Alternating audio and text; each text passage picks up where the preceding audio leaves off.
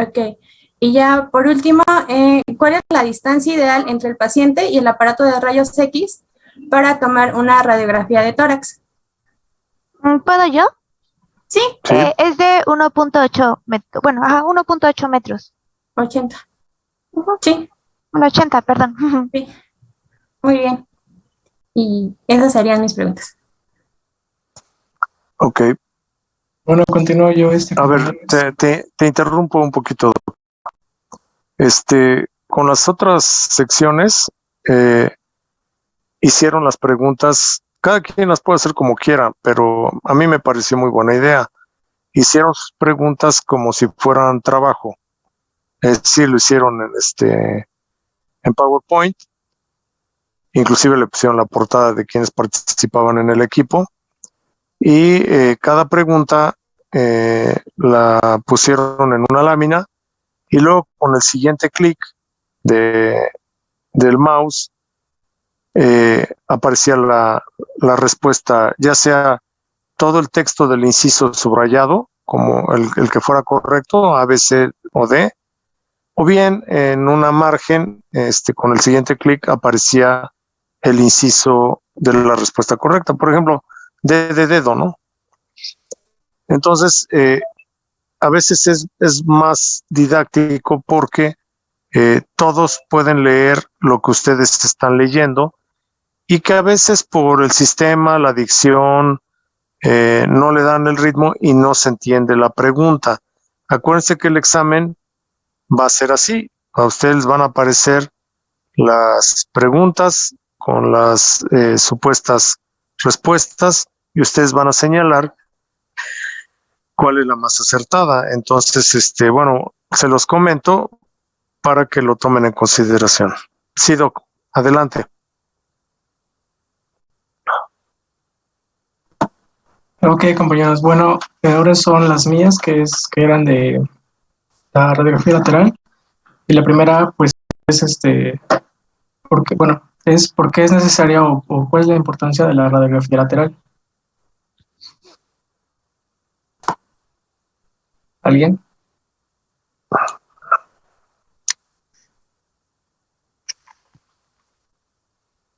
Ya se asustaron.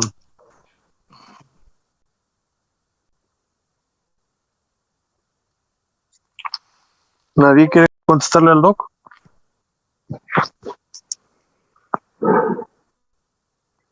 Bueno, ¿qué pasaste como respuesta? ¿Vas a contestar, Jesús?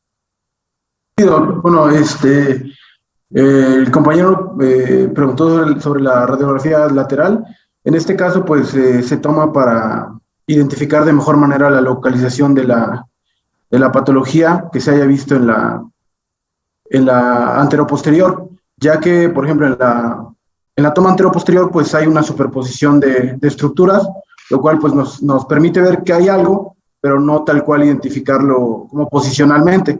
Además de que pues también puede ser confirmatoria en el caso de que se haya tomado de mala manera la PA.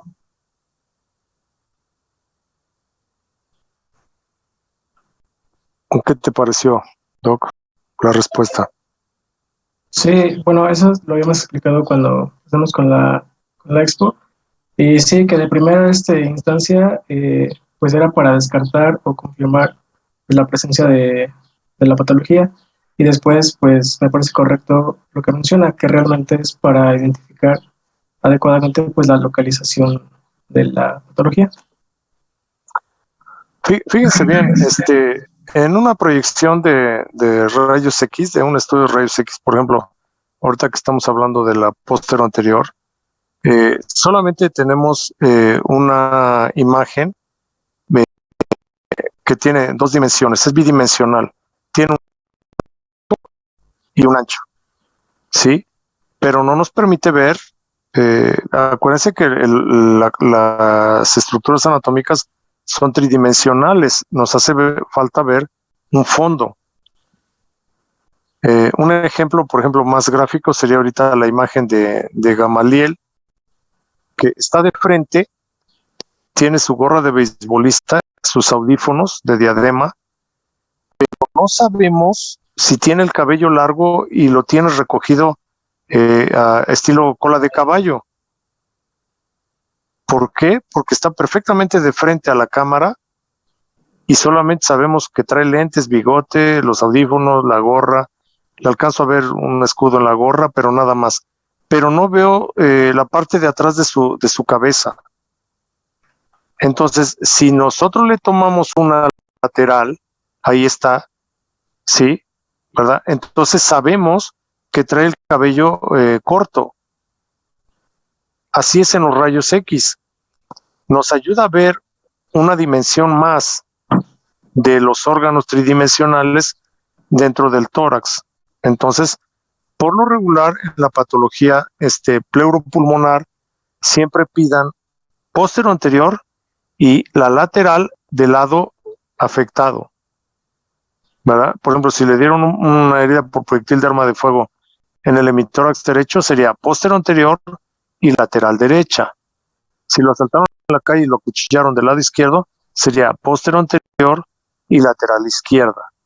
Entonces, nos ayuda a tener un concepto visual más completo porque la dimensión que nos falta en la posterior anterior, que es el fondo de la imagen, no la da la proyección lateral.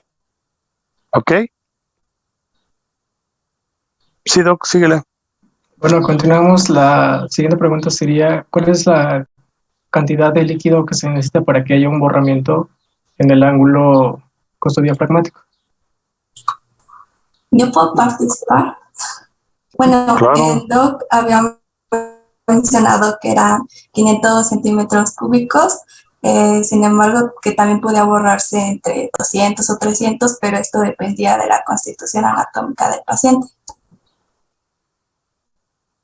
Sí, bueno, eso creo que también se los había comentado el día que expusimos, ya que se identificaban, pues, valores diferentes si la veíamos, obviamente, si era una radiografía lateral o una PA. Pero sí, bueno, tu respuesta es correcta, ya que pues el doc igual me la corrigió ese día. Sí, casi siempre cuando se borra el seno costodiafragmático, ya sea derecho o izquierdo, le cabe bastante. Entonces, cuando se llega a borrar, quiere decir que se establece una línea horizontal por encima del diafragma, hay de 400 a 500 centímetros cúbicos. Depende mucho, como acaban de decir ustedes, ¿no? Del tipo de paciente. Por ejemplo, un paciente de 100 kilos, pues probablemente le quepa más que 500 centímetros cúbicos para que se borre el seno costodiafragmático. Si es un pequeñín, es un lactante menor de 10 meses de edad, pues obviamente que con 50 centímetros cúbicos se le va a borrar el seno costodiafragmático. Entonces hay que tomar mucho en consideración esto. No, acuérdense que en medicina no son recetas de cocina, ¿no? Sino hay que conceptualizar de acuerdo a cada paciente, hay que individualizarlo. Sí, Doc. Ok, bueno, la siguiente sería,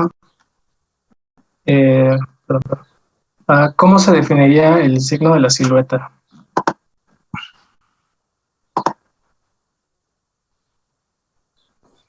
¿Te puedo participar? Desde luego, Doc. Bueno, se define por la visibilidad anormal del aire de los bronquios en el seno de la opacidad, ya que es un signo cierto de lesión alveolar por la presencia de líquido.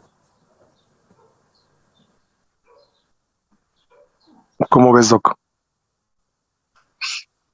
Pues me parece, bueno, según lo que recuerdo, correcto, ya que pues va a ser principalmente patologías como la neumonía, pues la presencia de líquido en el alveolo, lo que pues nos va a alterar lo que pues es su imagen. En este caso, pues ya no va a ser radiolúcido completamente. Ok. Casi dijeron lo mismo, excepto con diferentes palabras, ¿no? ¿Tienes otra pregunta? Sí. Bueno, esta pues la voy a preguntar, pero pues igual le hubiera estado bien que lo hubiera puesto como nos comentaba, igual y con una imagen para que fuese más didáctico, pero pues sea en qué consiste el patrón alveolar. ¿Alguno de ustedes?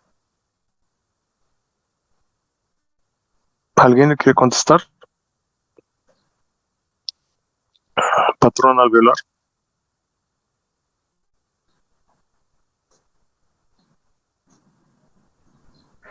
Bueno, en ese caso es una afectación del espacio respiratorio y se va a caracterizar principalmente porque la opacidad que vemos va a ser de un aspecto algodonoso y son confluentes entre sí. ¿Cómo ves, Doc? Sí, bueno, le digo, yo creo que estas preguntas se hubiesen quedado mejor si les hubiera presentado la imagen. Pero pues yo no les puse limitantes, ¿no? Yo les dije que elaboraran las preguntas, pero no les dije las tienen que leer o tienen que hacer las láminas con texto, etcétera. Ustedes ocupan su tiempo como ustedes les late más, ¿no? Si pones una imagen, obviamente que es mucho más ilustrativo. Es muy difícil, a veces entender qué es un patrón alveolar, pero si pones la imagen y dices, este es un patrón alveolar, pues ya no se nos olvida.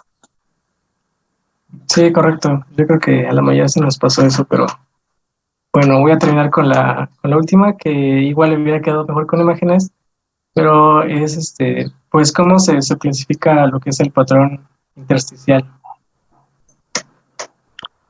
¿Alguien quiere contestar? ¿Patrón intersticial?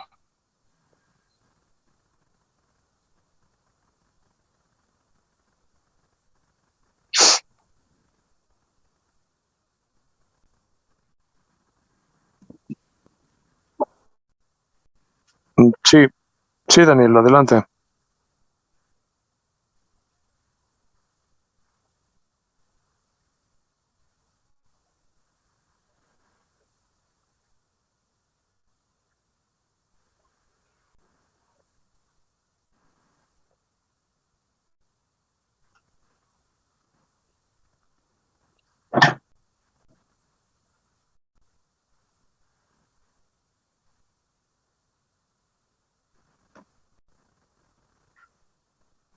Sí, compañero.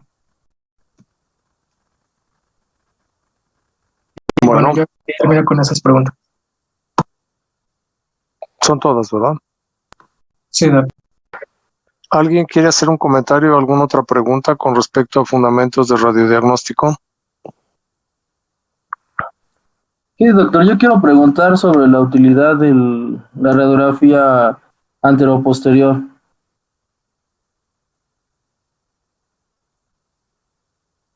¿Le quieren contestar algo a Alberto?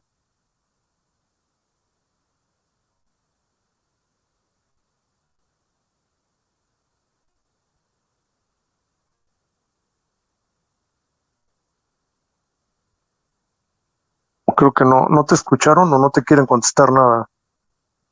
Ay, perdón, pensé que era general a todo el grupo. Bueno, lo que yo leí es que cuando no se puede tomar una postura anterior, por ejemplo, cuando el paciente está encamado, es cuando se toma una AP.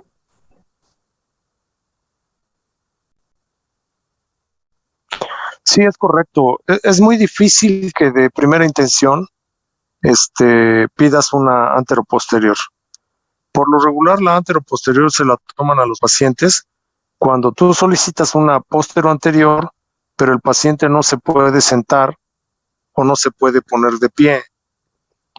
Entonces, si no puedo tener ese tipo de posiciones, pues porque venga hipotenso, porque tenga lastimada una extremidad, no lo sé. Entonces el técnico o el radiólogo toma la decisión de tomarle anteroposterior. ¿Por qué no se utiliza de primera intención? Porque el módem del emisor de rayos X queda en la cara anterior del tórax, pero muy cerca.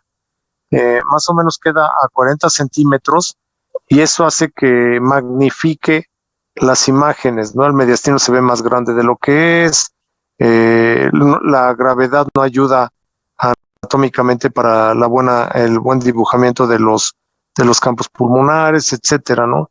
Entonces, distorsiona un poco las imágenes.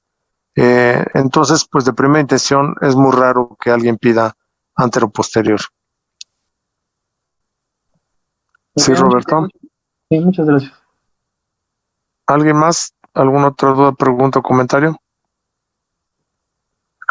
Ok, pues podemos avanzar con contusión pulmonar, ¿no? Está con nosotros Cabrera y Castillo.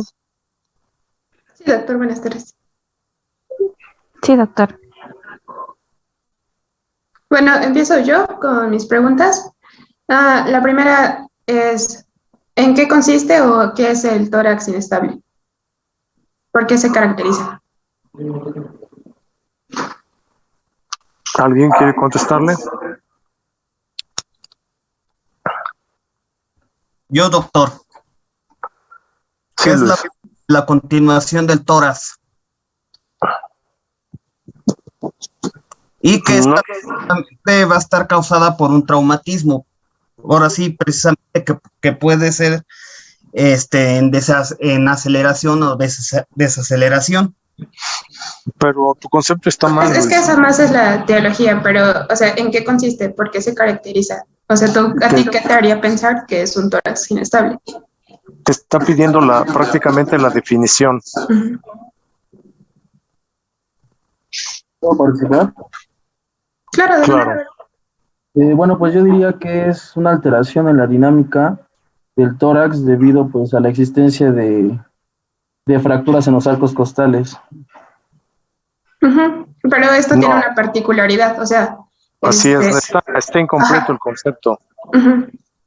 O sea, ¿qué es lo particular? Porque no es solamente como una fractura simple en los arcos costales, tiene una característica muy especial. Puedes tener 10 arcos costales fracturados del lado izquierdo con un solo trazo de fractura y no va a ser un tórax inestable. O sea, aquí el punto es saber qué es lo que identifica, qué es la particularidad de esto. Bueno, que participar de 3 o más y por lo menos deben ser los 2 segmentos. Es como si se formara una ventana, lo digo yo así, porque el arco se fractura es en el mismo arco costal, se fractura en 2 puntos y eso provoca un segmento que queda libre y eso ya en el signo más característico de esta patología, pues lo vemos en la respiración paradójica. También tú estás mal, doctora. También tú estás mal, doctora. No es así. Yo puedo tener un arco costal fracturado en 7 partes y no voy a tener tórax inestable. La definición es muy concreta y muy clara. Es un arco costal fracturado en más de un sitio, es decir, 2, 3, 4, 5 partes, y consecutivos debe de haber otros 2 arcos costales más fracturados con las mismas características. Un arco costal fracturado lo puedes tener fracturado en 10 fragmentos, eso no es tórax inestable. Tienes que tener 2 o 3 arcos costales consecutivos con más de un trazo de fractura. Esa es la definición. Para que se forme no una ventana, el nombre clínico correcto es un colgajo que se va a mover independientemente con el resto del tórax. En inspiración se va a hundir y en expiración se va a salir. Tienen que tener muy claro el concepto porque si no, no entienden por qué pasa ese proceso fisiopatológico. ¿Sí, doctora?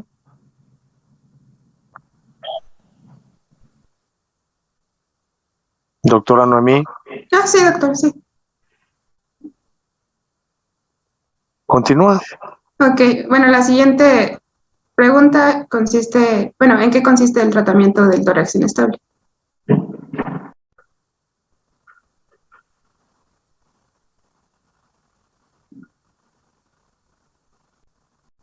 ¿Alguien me quiere contestar?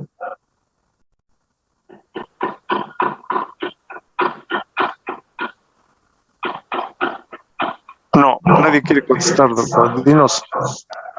Bueno, consiste en 4 puntos muy importantes. El primero es la analgesia, ya sea oral o intravenosa, la higiene pulmonar con el fin de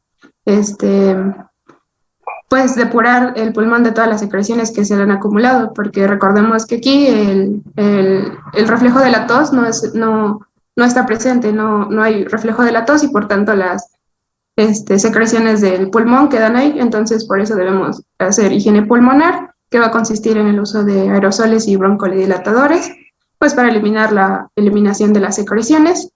la ventilación mecánica y el posterior tratamiento quirúrgico, que para hacer osteosíntesis costal. Bien, doctora, adelante. Ok, la siguiente pregunta es, ¿qué es la respiración paradójica? ¿En qué consiste y cómo la observamos? ¿Puedo participar? Sí, Nail.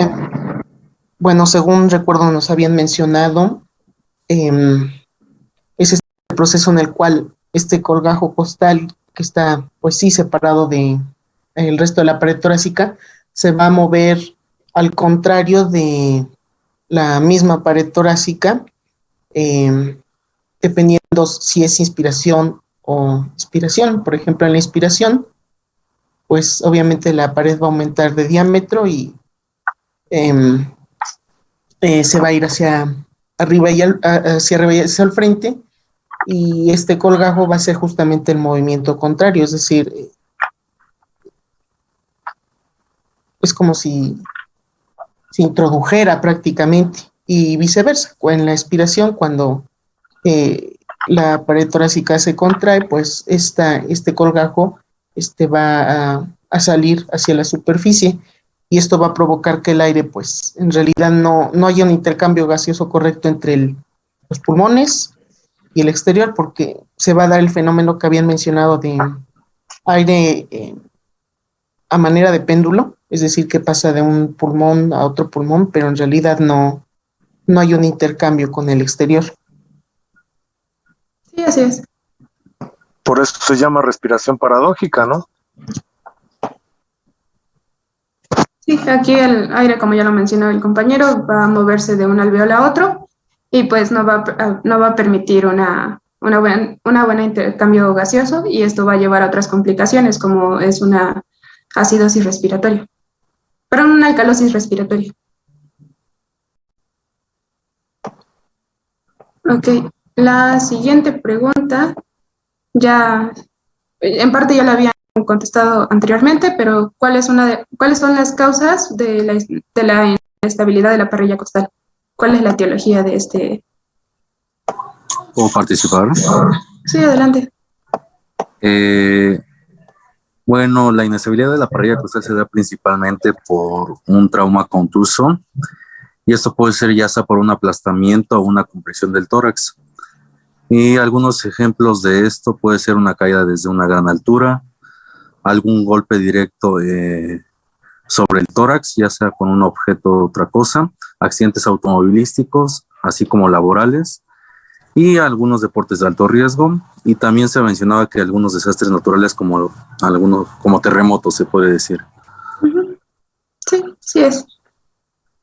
Ok, la siguiente pregunta es, ¿qué esperamos encontrar durante la exploración física?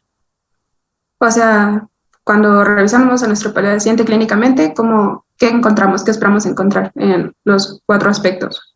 Inspección, palpación, percusión, auscultación. ¿Qué esperamos encontrar? A la inspección, el movimiento paradójico. A la palpación, crepitación y enfisema subcutáneo. A la percusión es un hipertimpanismo. Y a la auscultación, ruidos sobreañadidos. Sí, estos ruidos sobreañadidos pueden ser crepitantes, raucous. Todo va a depender de las lesiones asociadas. ¿Tienes más preguntas, doctora? Ya serían mis 5 preguntas y sigue mi compañera. Ok. Sí, doctor. Bueno, la siguiente pregunta sería, ¿cuál es la causa más frecuente de su aparición? Y si pueden mencionar algún ejemplo. Yo, bueno, ya lo había mencionado a los compañeros, pero sería por traumatismos sobre la pared torácica que sean, pues, de alta energía. Bueno, podrían ser los 3 ejemplos, accidentes automovilísticos, también alguna lesión por aplastamiento o alguna caída desde gran altura.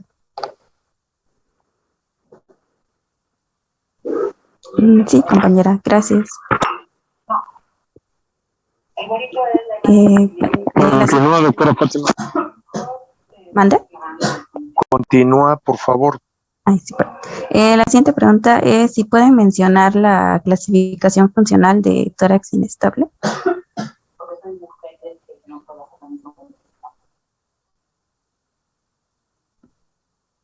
¿Puedo yo, compañera? Sí. De Sí, hecho, adelante. ustedes nos habían dado una clasificación y en esa clasificación iba a ser de acuerdo igual donde estuviera la fractura de las costillas.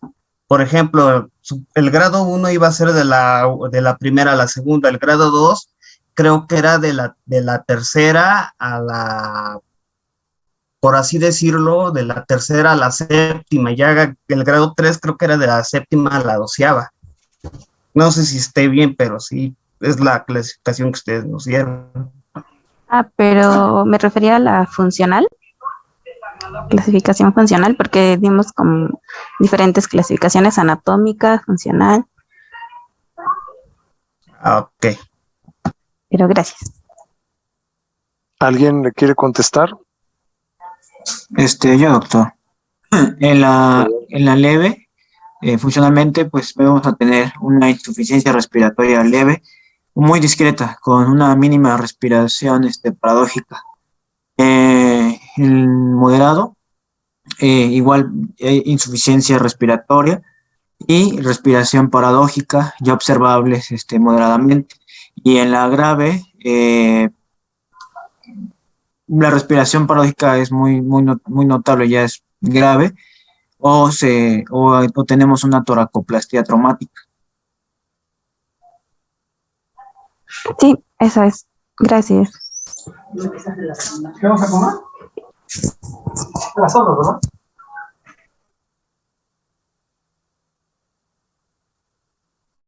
¿Tienes más preguntas, doctora?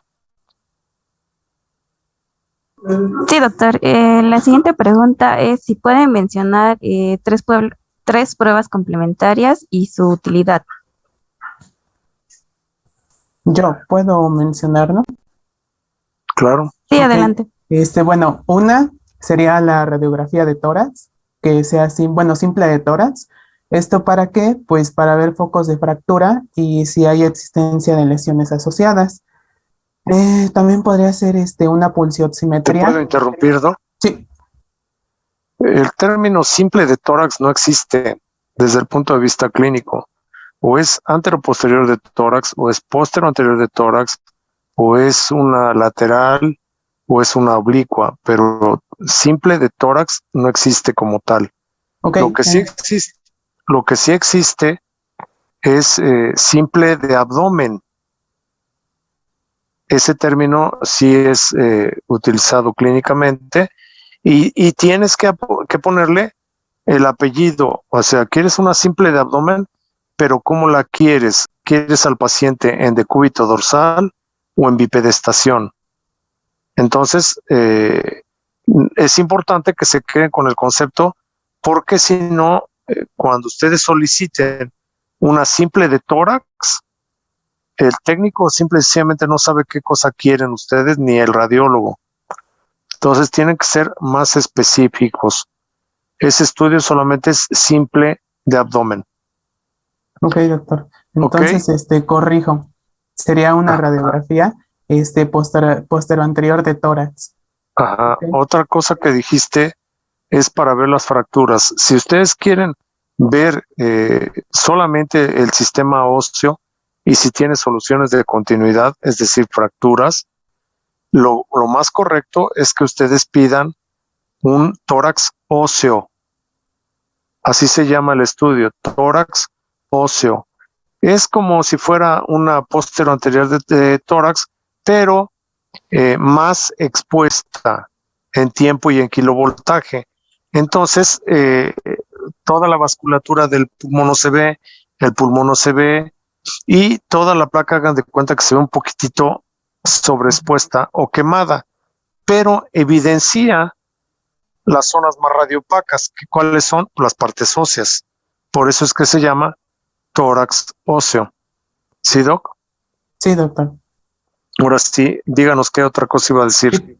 Bueno, pues una una oximetría para como tal ver si nuestro paciente, bueno, ver su grado de oxigenación, porque pues hay que recordar que tiene estas fracturas que le estén causando como tal una insuficiencia respiratoria.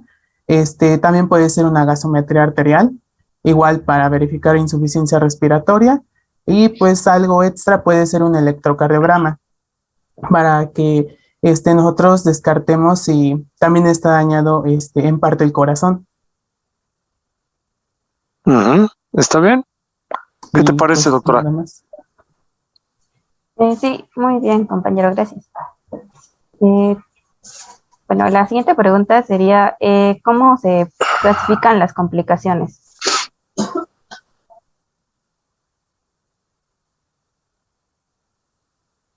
¿Alguien le va a contestar a la doctora Fátima? Si no recuerdo mal, se clasificaban en 3 grupos, que eran las intraoperatorias, posoperatorias inmediatas y posoperatorias tardías.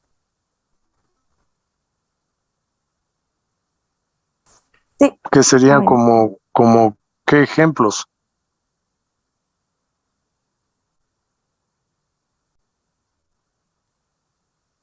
¿Sí me escucharon?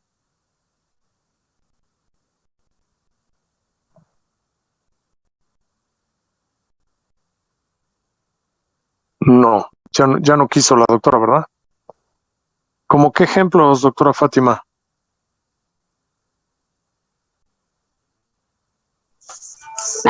Sí, doctor, ¿me escucha?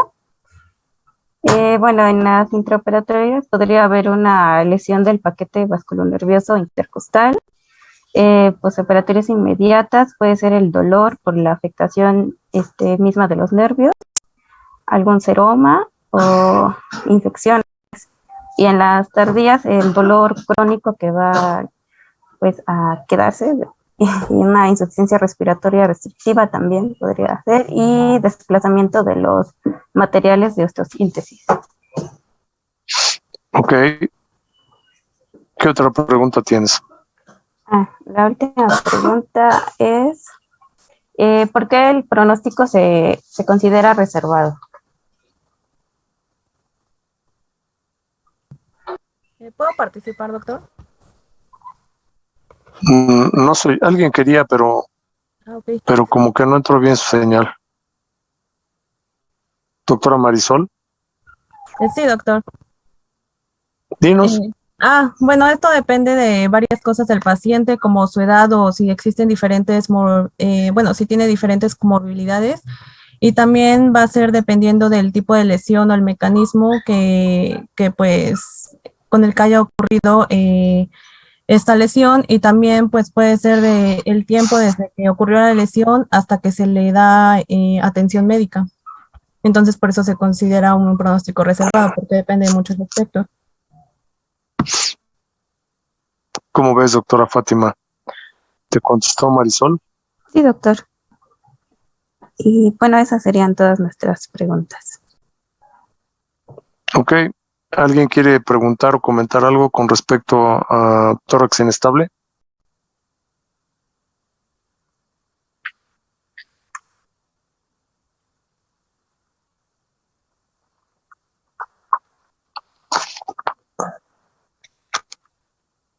¿Nadie? Bueno, aquí la dejamos por hoy. Con que repasemos 2 temas diarios, creo que es suficiente. Tomen en consideración, como les sugerí, que elaboren sus preguntas para más claridad y que sean más didácticas. Y necesitamos ir repasando los temas, todos los que estamos de audiencia, para que así no nos cueste trabajo después se nos junte el material, porque son 18 temas, es bastante material, ¿no? ¿Algún otro comentario? Doctor, tentativamente, ¿cuándo sería el examen? ¿Por qué estás preocupado, Luis? No, es que tengo mi curso de reanimación neonatal y no sé si caiga también por esas fechas, igual para pues agendar. Pero ahora sí, porque la prioridad es la clase de usted y ya pues allá pues agendaría pues otra fecha, doctor. No te sé decir porque no sé cuánto tiempo nos vaya a llevar esto del repaso. Cuando tengamos una fecha probable, pues ya yo les digo, ¿no? Lo vamos a hacer en cuanto acabemos el repaso. Eso sí es claro. De hecho, lo del repaso es algo extra que no está contemplado en el programa. Pero como tenemos tiempo, pues prefiero que salgan mejor en el examen si repasamos todos los temas, ¿no? Pero no tengo una fecha concreta. Muy bien. ¿Vale? ¿Algún otro comentario? Nos vemos mañana entonces para seguir con los siguientes temas, ¿no? Sí, doctor. Gracias, doctor. Buena tarde. Hasta luego. Igualmente, doctor, gracias. Hasta luego.